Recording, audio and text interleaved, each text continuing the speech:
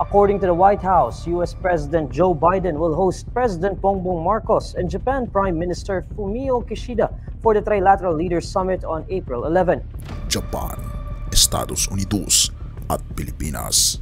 Ito ang pinakamalaki na pagpupulong ng unang trilateral na pag-meeting ng dalawang mga bansang ito laban sa China.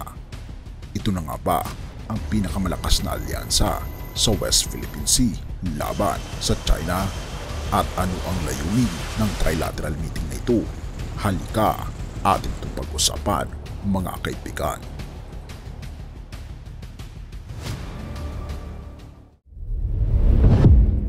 Ang unang trilateral ng Estados Unidos, Japan at Pilipinas ay mangyayari na upang sagutin ang mga gray zone tactics ng China. Ang mga lider ay naglalayong palalimin ang ugnayang pang-ekonomiya habang sinusubok ng Beijing ang mga pangako ng kasunduan ng Amerika.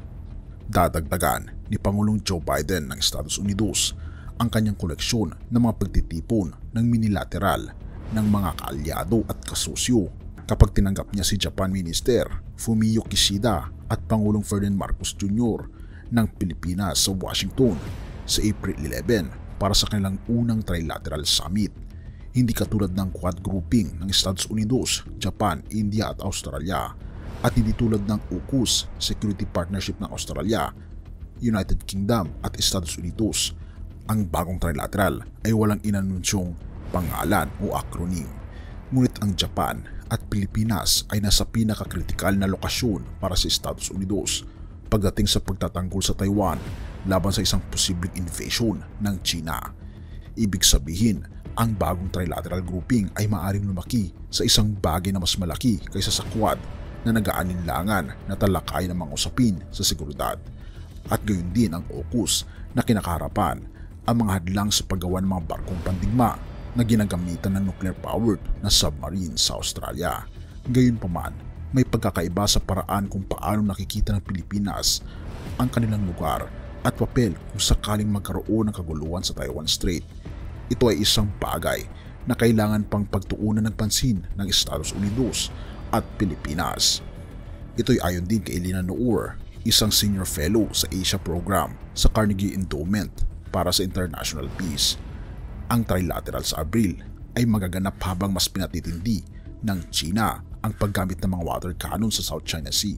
Sinusubukan na pigilan ng mga barko ng Pilipinas mula sa pag-aalok sa isang bangkang nabangga kung saan ilang sundalo ng Pilipinas ang nakatalaga. Ang tank landing ship mula sa panahon ng World War II na Sierra Madre ay pinapabayaang itinirik simula pa noong 1999 upang panatilihin ang mga kinakamit ng Pilipinas sa pag-aari sa Spratly Island. Sa isang panayam sa Nickel Asia, nagpaiwatig si Philippine Ambassador sa US, Jose Manuel Romualdez, sa mga hakbang na iniisip ng bansa.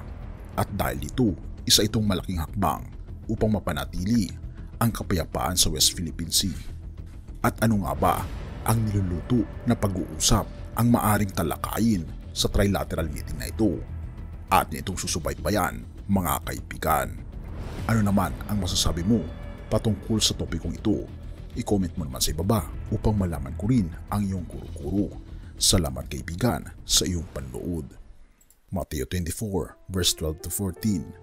Lalaganap ang kasamaan, kahit manlalamig ang pag-ibig ng marami, ngunit ang mananatiling tapat hanggang wakas ang siyang maliligtas. Ipapangaral sa buong salibutan ang magandang balitang ito tungkol sa karya ng Diyos upang magsilbing patotoo sa lahat ng mga bansa at sa kadarating ang wakas. Kaibigan, lumalaganap na ang kasabahan sa buong mundo. Lumalaganap ang mga babala at matitinding balita patungkol sa darating na kahirapan ng ating mundo. At lumalaganap na rin ang magandang balita tungkol sa karya ng ating Panginoong Diyos, tungkol sa ating Panginoong Jesucristo na siyang ating tagapagligtas. At ito ay magiging patotoo sa buong mundo at sa lahat ng mga bansa at sa kadarating na ang wakas. Kaibigan, tinatanggap mo ba ang ating Panginoong Jesucristo ngayon? Tayong manalangin. Ama naming banal, makapangyarihan naming Diyos, kami po Panginoon ang mga taong nakikita kung ano po ang nangyayari sa huling mga kapanahunan. Kami ang mga nabubuhay ninyong mga anak na naniniwalang dadatan nyo sa inyo pong muling paparito. Panginoon, tulungan kami na ihanda ang mga sarili. Amin pong itinatalaga ang aming buhay sa inyo ngayon. Tanggapin niyo po, Panginoon, ang aming puso at pakalinisin ito at tulungan kaming mapunta sa tamang daan. Salamat, Panginoon, sa pagdinig ng aming panalangin at patawarin po kami sa lahat ng aming pagkukulang at pagkakasala, sapagkat ito may samot hiling sa matamis na pangalan ng aming Panginoon Jesus. Amen.